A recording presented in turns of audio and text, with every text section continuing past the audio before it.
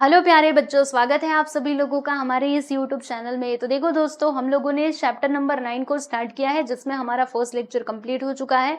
First lecture में हमने बात की थी व्यापार की, ठीक है। अब इसी को एक्सपांड करते हुए हम समझने वाले हैं व्यापार के प्रकार इस लेक्चर नंबर 2 में। तो चलिए फिर इस वीडियो को हम स्टार्ट करते हैं। तो देखो बच्चों, यहाँ पे हम सबसे पहले किसकी बात करेंगे जानते हैं आप सभी लोग? तो देखिएगा, यहाँ पर हम बात करने वाले हैं दृश्य व्यापार और अदृश्य व्यापार की, कि ये दृश्य व्यापार क्या होता है और अदृश्य व्यापार क्या होता है, ठीक है। देखो, दृश्य यानी क्या होता है कि जो आपको दिखाई देता हो, और अदृश्य यानी क्या होता है, गायब, जो हमें दिखाई ना देता हो। तो समझिएगा, ये दोनों कुछ वैसे ही हैं। जैसे देखिएगा, ये आंटी जी गई, किसके पास गई? ये सब्जी वाले के पास गई, और इन्होंने इनको पैसे दिए, फिर सब्जी वाले ने इनको सामान दे दिया, यानी कि जो सब्जियां थी वो दे दी, ठीक है। तो यहाँ पे क्या हो रहा है, जो आपको सामान मिल रहा है पैसे के बदले में, देखो आपने पैसे दिए, समझिएगा, आपने पैसे दिए, आपको वस्तु मिल गई, आपको सामान मिल गया। तो जो सामान मिला वो आपको दिखाई दे रहा है, आपकी नजरों के सामने है कि मैंने पैसे दिए ना, तो मुझे इतनी सारी सब्जियां मिली हैं। तो अब इस वाले व्यापार को हम क्या कहेंगे दोस्तों? तो इसको हम कहेंगे दृश्य व्यापार, यानी जो सामान हमें मिला है हम उसको देख सकते हैं, ठीक है। अब अदृश्य क्या है भाई? तो ये देखो, हम जाते हैं डॉक्टर साहब के पास, ठीक है। डॉक्टर साहब के पास जाते हैं अपना इलाज कराने के लिए। तो डॉक्टर साहब हमारा चेकअप वगैरह करते हैं, और फिर उसके बाद वो अपनी क्या लेते हैं भाई? फीस लेते हैं। तो हमने क्या किया, हमने ये डॉक्टर साहब को दिए भैया पैसे, ठीक है, पैसे दिए, और इसके बदले में इन्होंने हमको कुछ सामान दिया? नहीं भाई, नहीं दिया। इन्होंने बस हमारा इलाज किया, ठीक है। इन्होंने हमें कुछ सामान नहीं दिया, बराबर। तो लेकिन इन्होंने हमारा इलाज तो किया, बताया था कि मतलब इन्होंने बताया तो कि आपका बीपी हाई है या फिर लो है, आप ऐसे ऐसे करो तो ठीक हो जाएगा, ये वाली दवाई ले लेना, तो फिर आपका जो भी प्रॉब्लम है उसका समाधान हो जाएगा, राइट। तो ऐसा सब इन्होंने हमको एडवाइस दी, हमारा थोड़ा बहुत चेकअप कर दिया, लेकिन इन्होंने हमें कुछ सामान नहीं दिया, ठीक है। तो हमने पैसे तो दिए, लेकिन हमें कुछ सामान वहां पे दिखाई दे ही नहीं रहा है। तो वो किस में आ जाएगा दोस्तों? अदृश्य व्यापार में आ जाएगा। यहाँ पर जो व्यापार हो रहा है ना, वो कैसा है? अदृश्य व्यापार। जैसे एक और एग्जांपल हम लेते हैं, जैसे मान लीजिए आपने ना रिक्शा में, जैसे आपने रिक्शा में यात्रा की, ठीक है, या फिर बस में आपने यात्रा की। तो जब आप फाइनली जब आप बस में चढ़ते हो तो क्या करना पड़ता है? आपको टिकट लेना पड़ता है बस का। मान लीजिए आपने 10 रुपए बस का भाड़ा दिया, ठीक है। तो ये जो टिकट का भाड़ा आपने दिया, इसके बदले में आपको कुछ सामान मिला? बोलो बच्चों, आपको कुछ सामान मिला? नहीं, कुछ नहीं मिला, कुछ सामान हमें दिखाई नहीं दे रहा। लेकिन हाँ, हमें जरूर सर्विस प्रोवाइड की गई है, यानी कि सेवा हमें जरूर मिली है कि हमने बस में क्या की? यात्रा की, ठीक है। तो ये जो अदृश्य व्यापार है ना प्यारे बच्चों, उसको हम सेवाओं में गिनते हैं। जैसे मैंने आपको फर्स्ट लेक्चर में बताया था ना कि वस्तुओं और सेवाओं का जो क्रय विक्रय होता है उसको हम व्यापार कहते हैं। तो वस्तु मतलब तो समझ में आया, पैसे दे रहे, हमको सामान मिल रहा है, उसको वस्तु कहते हैं। लेकिन सेवा किसको कहते हैं भाई? यही है सेवा। डॉक्टर साहिबा आपकी सेवा कर रही थी, है ना, क्योंकि आपने इनको पैसे दिए, इसके बदले में उन्होंने आपका इलाज किया। वैसे ये जो बस है, बस हमें क्या प्रोवाइड करते हैं? तो यही वो सेवा, यानी कि सर्विस प्रोवाइड कर रहे हैं, ठीक है। वैसे ही कोई लॉयर है, तो लॉयर क्या करता है? वो आपके बिहाफ में केस लड़ता है। तो जब आप उसको पैसे देते हो ना, तो आपका कुछ वो मतलब आपको वो कुछ सामान नहीं देता, बल्कि वो आपका केस लड़ रहा है, यानी कि वो आपको सर्विस प्रोवाइड कर रहा है, सेवा प्रोवाइड कर रहा है। तो वो किस में आ जाएगा? अदृश्य व्यापार में आ जाएगा, ठीक है दोस्तों। बात समझ में आई तो भूलेंगे नहीं ना अभी आप लोग? तो देखिएगा, हम समझ लेते हैं कि जब वस्तुओं का क्रय विक्रय होता है तब उसे दृश्य व्यापार कहा जाता है। यानी जब वस्तुओं का क्रय विक्रय होता है, वस्तुओं की खरीदी बिक्री होती है, तब हम उसको क्या कहते हैं? दृश्य व्यापार कहते हैं। लेकिन जब सेवाओं का लेन देन होता है, सेवा क्या है? डॉक्टर साहिबा वाला, बस वाला, रिक्शा वाला, ट्रेन वाला, है ना, ये सब कुछ सेवा है। तो सेवाओं का जब लेन देन होता है तब हम उसे क्या कहते हैं दोस्तों? अदृश्य व्यापार कहते हैं, ठीक है। चलो, दृश्य व्यापार, अदृश्य व्यापार समझ में आ गया। अब यहाँ पे व्यापार के जो प्रकार है, इसको हम और एक्सपांड करते हुए कुछ और बातें हम समझते हैं, है ना, बस ये व्यापार के प्रकार के ही बारे में। तो देखिएगा दोस्तों, व्यापार के जो प्रकार हैं वो मेनली अगर देखा जाए तो वस्तु की मात्रा के आधार पे 2 प्रकार के होते हैं, और प्रदेश यानी कि क्षेत्र के विस्तार के आधार पर भी 2 प्रकार के होते हैं। तो इसमें 2 प्रकार में क्या क्या आएगा? एक तो थोक व्यापार आता है, दूसरा हमारा चिल्लर व्यापार आता है। और यहाँ पर क्षेत्र के आधार पे क्या होता है? राष्ट्रीय स्थानीय व्यापार आता है और अंतरराष्ट्रीय बाह्य व्यापार आता है, ठीक है। इसको हम अंतरराष्ट्रीय व्यापार भी बोल सकते हैं या फिर बाह्य व्यापार, इसको राष्ट्रीय या फिर स्थानीय व्यापार हम कह सकते हैं, ठीक है। तो आइए जरा हम दोनों के बारे में समझने का प्रयास करते हैं कि क्या है। पहले हम वस्तु की मात्रा के अनुसार जो व्यापार के प्रकार है ना, हम उनकी चर्चा करेंगे। ठीक है, तो देखिएगा पहले हम यहाँ पे बात करते हैं थोक व्यापार की। तो थोक व्यापार क्या होता है दोस्तों, एग्जाम्पल से हम समझेंगे। जैसे मैंने आपको पहले एक फर्स्ट लेक्चर में एक बात बताई थी कि जो कारखाना होता है, कारखानों से जो होलसेल ट्रेडर होते हैं यानी कि जो थोक व्यापारी होते हैं, वो सामान ज़्यादा खरीदते हैं, बल्क में खरीदते हैं, ज़्यादा सामान वो कारखानों से खरीद लेते हैं और फिर जाके रिटेलर यानी कि चिल्लर विक्रेता को बेचते हैं। बराबर यही होता है ना। देखो मैं आपको बताती हूँ, देखिए यहाँ पर आइए जरा हम समझने का प्रयास करते हैं। तो देखिएगा प्यारे बच्चों, जैसे कि ये हमारा कारखाना, ठीक है, तो कारखाने से जो सामान है वो कौन खरीदता है, थोक व्यापारी खरीदते हैं, और वो बल्क में खरीदते हैं यानी कि ज्यादा मात्रा में खरीदते हैं, और फिर इसको वो जो चिल्लर व्यापारी है, चिल्लर विक्रेता, ठीक है, उनको वो ले जा करके बेच देते हैं। बराबर, तो देखिएगा ये भी, इन्होंने भी ज्यादा, देखो ये थोक व्यापारी ने ज्यादा सामान खरीदा, ठीक है, बल्क में खरीदा, और फिर यही सामान इन्होंने किसको बेच दिया, चिल्लर विक्रेता को। तो यहाँ पर चिल्लर विक्रेता ने भी ज्यादा सामान, मतलब ज्यादा मात्रा में ही सामान खरीदा। ठीक है, तो जब ज्यादा मात्रा में वस्तुओं की बिक्री और क्रय विक्रय किया जाता है तो इसी को हम लोग क्या कहते हैं प्यारे बच्चों, वही जो थोक व्यापार हमने इधर देखा था वही कहते हैं। ठीक है, थोक व्यापार। राइट, बात समझ में आई कि नहीं, मैं आपको यहाँ से क्या बताना चाहती हूँ। तो देखिए इसमें वही बातें दी गई हैं कि व्यापारी बड़ी मात्रा में वस्तुओं की खरीदी करते, जो व्यापारी होते हैं, ठीक है, जैसे थोक व्यापारी, वो बड़ी मात्रा में वस्तुओं की खरीदी करते हैं। उत्पादक से सीधे यह खरीदारी की जाती है ना। जो कारखाना था, यहाँ पे उत्पादन हो रहा था, सीधे इन्होंने सामान खरीद लिया, है ना, और फिर वो क्या करते हैं, खरीदे हुए माल को जो चिल्लर व्यापारी होते हैं उनको ले जा करके वो विक्रय कर देते हैं, यानी बेच देते हैं, ये चिल्लर विक्रेताओं को। ठीक है, और फिर उसके बाद यहाँ पर इस समय में जो होने वाला व्यापार होता है इसी को थोक व्यापार कहा जाता है। ठीक है दोस्तों, फिर कारखाने, कृषक आदि से थोक व्यापारी। अब एग्जाम्पल की मदद से हम जरा इसको समझने का प्रयास करेंगे, देखेंगे। देखिए कारखाने, कृषक, कृषक मतलब कौन होता है भाई, किसान, किसान की बात की जा रही है। ठीक है, या तो कारखाना या फिर किसानों से जो थोक व्यापारी होते हैं ना, वो बड़ी मात्रा में क्या करते हैं, वस्तुओं को खरीद लेते हैं और फिर उसके बाद वो अपने हिसाब से बेचते हैं। ठीक है, फॉर एग्जांपल देखिएगा, जैसे आम और संतरा के जो बागान थे, उसके मालिक से व्यापारी ने क्या किया, पूरा जो बाग था ना उसको खरीद लिया, पूरा बाग खरीद लिया, मतलब उसमें जो फल आए थे। ठीक है, क्योंकि आप देखो अब उसका आम जो है उसका उत्पादन हो रहा है, यानी उसके बगीचे में आम क्या हो रहा है, मतलब आम पक रहा है, आम का उत्पादन हो रहा है। इसके अलावा संतरा भी वहाँ पे उगा हुआ है। तो अब ऐसे कंडीशन में जो व्यापारी थे ना, क्योंकि उनको बेचना पड़ेगा, बाद में जब आम पूरा पक जाएगा तो उसको वो बाजार में ले जा करके बेचेंगे ही। तो इससे अच्छा व्यापारियों ने क्या किया कि पहले इसको खरीद लेते, तो पूरा जो बागान का माल था ना उसको सब उन्होंने खरीद लिया। ठीक है, तो इन्होंने क्या किया, पूरा बाग एक ही साथ खरीद लिया, तो इन्होंने ज्यादा मात्रा में वो चीज की खरीदी की ना। राइट, तो वो किस में गिना जाएगा, वो हमारा थोक व्यापार के अंतर्गत आता है। ठीक है दोस्तों, तो चलो भाई इसके एग्जाम्पल्स भी हमने देख लिए और इसका जो परिभाषा थी, जो मीनिंग था, वो भी हमने समझ लिया है। मेरे ख्याल से ये बात आपको समझ में आ गई होगी। चलिए अब हम बात करते हैं चिल्लर व्यापार। तो भैया चिल्लर व्यापार क्या होता है, चिल्लर व्यापार बहुत सिंपल है। देखो अब ये चिल्लर विक्रेता साहब ये क्या करते हैं, ग्राहकों को सामान बेचते हैं। तो ग्राहक लोग जब सामान खरीदते हैं तो वो ज़्यादा मात्रा में नहीं खरीदते हैं। जैसे आप गए थे पेन खरीदने, तो आपने बस एक ही पेन खरीदा, या फिर ज़्यादा से ज़्यादा आप 2 पेन खरीदोगे, इससे ज़्यादा तो नहीं खरीदोगे, है ना, यानी ज़्यादा मात्रा में यहाँ पे खरीदी नहीं हो रही है ना, ये कम मात्रा में क्या करते हैं, बेचते हैं वस्तुओं को।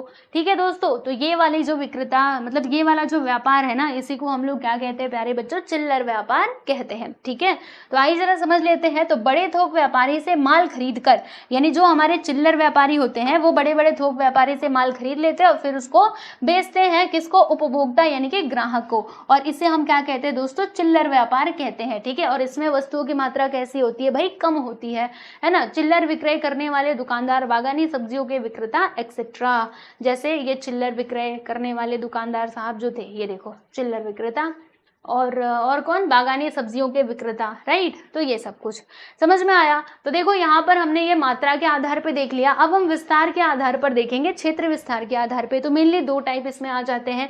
एक तो आता है हमारा देशांतर्गत यानी अंतर्गत व्यापार। अब इसका मतलब क्या हुआ, तो देखो आपको बताती हूँ, जब किसी देश के अंदर ही ये व्यापार हो रहा है, यानी कहने का मतलब क्या है, देखो जैसे ये एक पूरा देश है। अब देश में क्या होता है, अलग अलग राज्य होते हैं, एक राज्य यहाँ पर है, एक राज्य यहाँ पर है, ठीक है, एक राज्य यहाँ पर है। तो जब राज्यों के बीच में व्यापार होता है ना, जैसे कोई सामान इस राज्य से इस राज्य में आ रहा है, या फिर कोई सामान इस राज्य से इस राज्य में जा रहा है, लेकिन ये देश के अंदर ही हो रहा है, देश के बाहर नहीं जा रहा, देश की सीमा को ये नहीं लांघ रहा, बल्कि अपने देश में ही ये लोग इस प्रकार से क्या कर रहे हैं, व्यापार कर रहे हैं। तो ऐसे व्यापार को हम क्या कहते हैं दोस्तों, देशांतर्गत व्यापार कहते हैं, यानी कि अंतर्गत व्यापार। इंग्लिश में इसको कहते हैं डोमेस्टिक ट्रेड, ठीक है।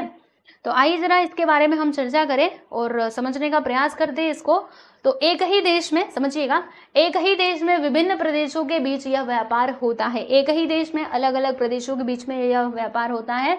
देश का, अब देखो कौन कौन से ऐसे फैक्टर्स हैं जो इसको प्रभावित करते हैं, जरा हम समझते हैं। तो देश का क्षेत्रफल, संसाधनों की उपलब्धता, विविधता और वितरण, इनका परिणाम आंतरिक व्यापार यानी कि देशांतर्गत व्यापार पर पड़ता है, ठीक है। देशांतर्गत व्यापार पर किन किन चीजों का प्रभाव पड़ता है भाई, देश का क्षेत्रफल, ठीक है, देश का क्षेत्रफल मैटर करता है ना, कि आपके देश का क्षेत्रफल कितना है। अगर आपके देश का क्षेत्रफल बड़ा रहेगा तो आप ज्यादा ट्रेड भी ज्यादा कर पाओगे, है ना, ज्यादा जगह तक आपका सामान पहुंच पाएगा। इसके अलावा संसाधनों की उपलब्धता, आपके यहाँ पे वो संसाधन उपलब्ध भी तो होने चाहिए ना, तभी तो आप उसकी सेलिंग कर पाओगे, उसका बिजनेस कर पाओगे। इसके अलावा विविधता और वितरण, इनका परिणाम हमारे देशांतर्गत व्यापार पर होता है। और भी कुछ फैक्टर्स हैं जो इसको प्रभावित करते हैं, जैसे कि जनसंख्या का प्रमाण। जैसे मान लीजिए कि किसी प्रदेश में ज्यादा जनसंख्या है, मान लीजिए ये प्रदेश में मतलब पॉपुलेशन काफी ज्यादा है, तो ये लोग ज्यादा डिमांड करेंगे, तो यहाँ पे ज्यादा गुड्स सप्लाई करना पड़ेगा, ज्यादा सामान उधर भिजवाना पड़ेगा, है कि नहीं। तो जनसंख्या हो गया, जनसंख्या का प्रमाण यानी उसकी मात्रा। फिर यातायात मतलब ट्रांसपोर्टेशन सिस्टम। आप सोचिए ना कि ट्रांसपोर्टेशन सिस्टम आपके देश में बहुत खराब है, आप चाहो कि सामान लेकर के जाना एक राज्य से दूसरे राज्य में, तो बहुत सारी मुश्किलों का सामना करना पड़ता है। जो टोल नाका आता है वहां पे मतलब बहुत ज्यादा टैक्सेस लगा रहे हैं, काफी ज्यादा वो लोग फीस ले रहे हैं। तो अब ऐसे में अगर व्यापारियों को नुकसान होगा तो कौन ऐसे सामान का मतलब कौन सामान पहुंचाना चाहेगा, वो नहीं पहुंचाएंगे, क्योंकि जब उनको लाभ नहीं होगा तो कैसे वो बिजनेस करेंगे, ठीक है। तो ये सारी चीजें बहुत मैटर करती है दोस्तों, जनसंख्या का प्रमाण, यातायात तथा संचार के साधनों की सुविधा, है ना, संचार का साधन भी होना चाहिए। एंड लोगों का रहन सहन, यानी लोगों का रहन सहन ऐसा होना चाहिए, वो उस चीज की डिमांड करेंगे तब तो आप उनकी सप्लाई करोगे ना। एंड विपणन व्यवस्था, विपणन का मतलब क्या होता है, मार्केटिंग सिस्टम, मार्केटिंग सिस्टम भी आपका अच्छा होना चाहिए। इनका भी परिणाम जो है वो देशांतर्गत व्यापार पर पड़ता है, ठीक है दोस्तों। अच्छा, और कुछ बातें हम यहाँ पे कर लेते हैं, और भी कुछ फैक्टर्स है जिनका प्रभाव यहाँ पे पड़ता है। तो और क्या क्या है भाई, भौगोलिक घटकों की विविधता, है ना। भौगोलिक घटक जो है हमारे यहाँ पे अलग अलग होते हैं। जैसे हमने देखा था कश्मीर में कैसा है भाई, कश्मीर का भौगोलिक मतलब भौगोलिक क्षेत्र ऐसा है कि वहां पे सेब काफी अच्छे से होता है, बाकी दूसरे राज्यों में नहीं हो पा रहा है ना, वो ठंडा प्रदेश है। तो भौगोलिक घटकों की विविधता के कारण बताओ यहाँ पे जो देशांतर्गत व्यापार है उस पर प्रभाव पड़ेगा कि नहीं, क्योंकि वहां पे सेब हो रहा है तो सेब दूसरे प्रदेशों में सप्लाई किया जाएगा, है ना। तो देशांतर्गत व्यापार हो रहा है ना, इससे बढ़ावा मिल रहा है कि नहीं।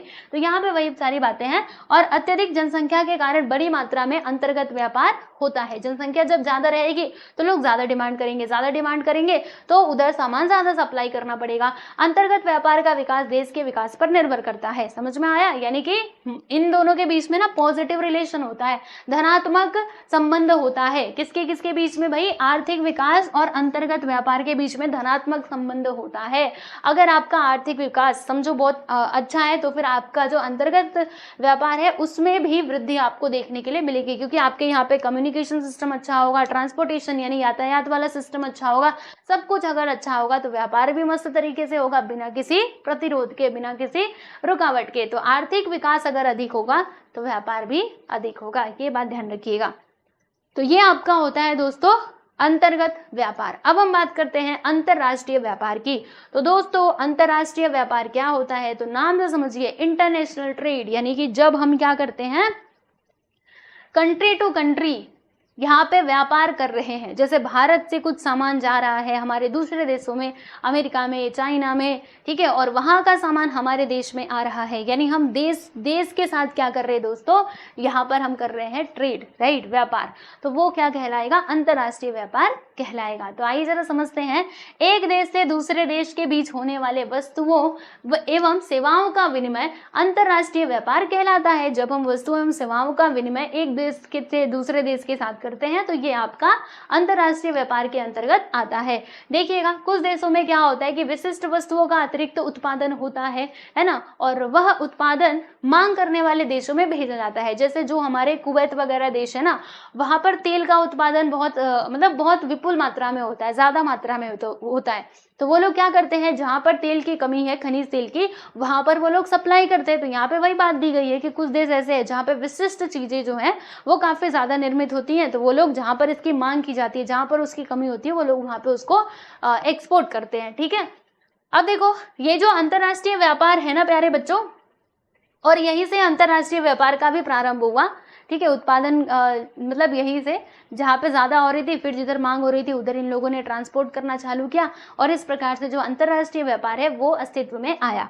अब अंतरराष्ट्रीय व्यापार के भी दो टाइप है भाई, बायलैटरल ट्रेड और मल्टीलैटरल ट्रेड, यानी कि द्विपक्षीय व्यापार और बहुपक्षीय व्यापार। द्विपक्षीय व्यापार क्या होता है, जब दो देशों के बीच में होता है व्यापार तो वो हमारा क्या होता है, बायलैटरल। ठीक है, और जब होता है कई, मतलब दो से भी ज्यादा, 3-4 देशों के बीच में जब व्यापार होता है तो वो हमारा मल्टीलैटरल यानी कि बहुपक्षीय व्यापार कहलाता है। तो अंतरराष्ट्रीय व्यापार जब दो देशों के बीच में होता है तो द्विपक्षीय व्यापार कहते हैं, और जब अंतरराष्ट्रीय व्यापार दो देशों से अधिक के बीच में होता है तो फिर उसको बहुपक्षीय व्यापार कहा जाता है। ठीक है दोस्तों, ओके जी, ये बात भी समझ में आ गई। अच्छा, और क्या है, और यहाँ पे एक और बात समझ लेते हैं, एग्जाम्पल, कि कुछ देश अपनी आवश्यकताओं से अधिक वस्तुओं का उत्पादन करते हैं, जैसे कि सऊदी अरब हो गया, कुवैत हो गया, ये सभी देशों में खनिज तेल का उत्पादन होता है ना। इसी प्रकार से कनाडा, संयुक्त राज्य अमेरिका आदि देशों में गेहूं का उत्पादन होता है। तो क्या करते हैं ये लोग, जहां पर किसी चीज का ज्यादा उत्पादन हो रहा है तो ये लोग दूसरे देशों में एक्सपोर्ट करते हैं, यानी कि उधर निर्यात करते हैं। ठीक है, चलो अब हम यहाँ पे बात कर लेते हैं एक और इंटरनेशनल ट्रेड में ना, ये भी इसको भी आप इंक्लूड कर सकते हो, मतलब ये क्षेत्र के अनुसार इसमें इसको भी आप इंक्लूड कर सकते हो, आयात तथा निर्यात। आयात क्या है भाई, निर्यात क्या है? कब से मैं आपको एक्सपोर्ट इंपोर्ट बोल रही थी ना, तो क्या है देखो, आयात और निर्यात। आयात मतलब क्या होता है ना, इसको इंग्लिश में हम कहते हैं इम्पोर्ट, मतलब जब हम कोई चीज दूसरे देश से अपने देश में मंगा रहे हैं। ठीक है, कुछ भी, जैसे हम खनिज तेल मंगा रहे हैं बाहरी देशों से, तो हम मंगा रहे हैं इस चीज को, तो इसको हम क्या कहते हैं प्यारे बच्चों, इम्पोर्ट, यानी कि आयात कर रहे हैं, उसको आयात कहा जाता है। और एक्सपोर्ट हम किसको कहते हैं, मतलब निर्यात किसको कहते हैं, तो जब हम अपने देश का सामान किसी दूसरे देश में बेच रहे हैं, ठीक है, तो उसको हम कहते हैं एक्सपोर्ट। तो याद रखिएगा, एक्सपोर्ट, आयात और निर्यात। आयात मतलब देखो, आयात मतलब आया, निर्यात यानी गया, हमारे देश से गया। तो देख लीजिए, जब कोई देश किसी दूसरे देश से वस्तुएं और सेवाएं खरीदकर अपने देश में लाता है तब उस क्रिया को आयात यानी कि इंपोर्ट कहते हैं। इसी प्रकार से जब कोई देश अपने पास होने वाले अधिक उत्पादन को आवश्यकता वाले देश को बेचते हैं तब हम उसे क्या कहते हैं दोस्तों, एक्सपोर्ट यानी कि निर्यात कहते हैं। ठीक है, तो ये थे हमारे व्यापार के प्रकार। आई होप कि आपको बातें समझ में आ गई होंगी मेरी। चलो, तो मैंने आपको यहाँ पर कितने प्रकार के व्यापार पढ़ाए, चलो एक बार मेरे साथ रिवाइज करो। दृश्य व्यापार, अदृश्य व्यापार। दृश्य दिखता है, वस्तु क्या मिली है, अदृश्य नहीं दिखता। डॉक्टर साहब इलाज करते हैं, हम पैसा देते हैं तो उसके बदले में हमें सेवा दी जाती है। फिर हमने क्षेत्र के अनुसार ये मात्रा के आधार पे व्यापार के प्रकार देखे, तो थोक व्यापार था, और दूसरा हमारा कैसा व्यापार था भाई, चिल्लर वाला। ठीक है, और फिर हमने क्षेत्र के अनुसार देखा तो अंतर्गत व्यापार देखा, और फिर अंतर्राष्ट्रीय, और उसके बाद हमने यहाँ पे एक्सपोर्ट और इंपोर्ट यानी कि आयात और निर्यात का मतलब भी समझा। ठीक है दोस्तों, तो चलो भाई आज के लिए बस इतना ही रखते हैं। अभी अगले वीडियो में हम लोग बात करेंगे हमारा अगला कॉन्सेप्ट विच इज व्यापार संतुलन। ठीक है, तो व्यापार संतुलन अगर आपको समझना है तो अगला वीडियो देख लीजिएगा। ठीक है दोस्तों, तो ऐसे ही हम लोग इंटरेस्टिंग वे में पढ़ाई करते हैं, तो आप सभी लोग हमारे साथ जुड़िए। वीडियो अच्छा लगे तो अपने दोस्तों के साथ भी शेयर कीजिएगा। ठीक है, चलो मिलते हैं नेक्स्ट वीडियो में। Bye everyone.